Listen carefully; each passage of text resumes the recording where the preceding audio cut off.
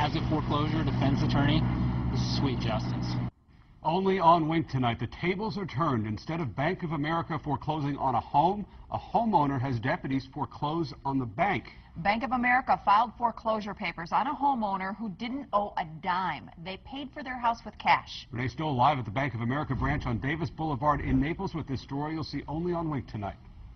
This is about a family who fought back and won. Their foreclosure nightmare started when they bought a house in the Golden Gate Estates owned by Bank of America. Like you said, they paid cash, so they never had a mortgage. Well, Bank of America fouled it up somewhere along the lines and actually tried to foreclose on the family. And what happened today, you're just going to have to see to believe. Movers, a truck, and an armed deputy, all while a nervous homeowner stands by and waits. This is normally what you'd see when a person's being foreclosed on and their property seized by a bank. But today, it's the other way around. They've ignored our calls, ignored our letters. Legally, this is the next step to get my clients compensated. A Collier County judge said Bank of America had to pay Maureen Nairges and her husband's legal fees after the bank tried to foreclose on their Golden Gate Estates property, but they paid cash. The courts agreed they never had a mortgage to begin with. After more than 5 months, the bank still hadn't paid up.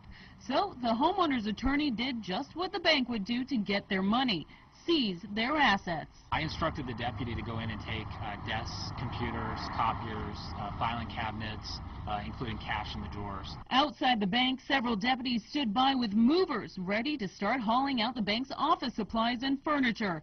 Inside, the homeowner's attorney was locked out of the bank manager's office by deputies, while the bank manager tried to figure out what to do. He was visibly shaken. Having two sheriff's deputies sitting across your desk and a lawyer standing up behind them, demanding whatever assets are in the bank, it can be intimidating.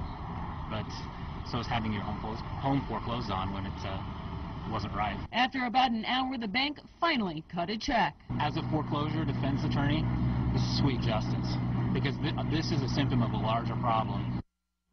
Now, the homeowner's attorney says that he sees mistakes all the time in foreclosure court where banks do not do their due diligence, and it winds up becoming a very lengthy process for the homeowners. He says he can only think of one other time where an attorney, the deputies, and a U-Haul came to a bank before ready to seize property. That was in Tampa.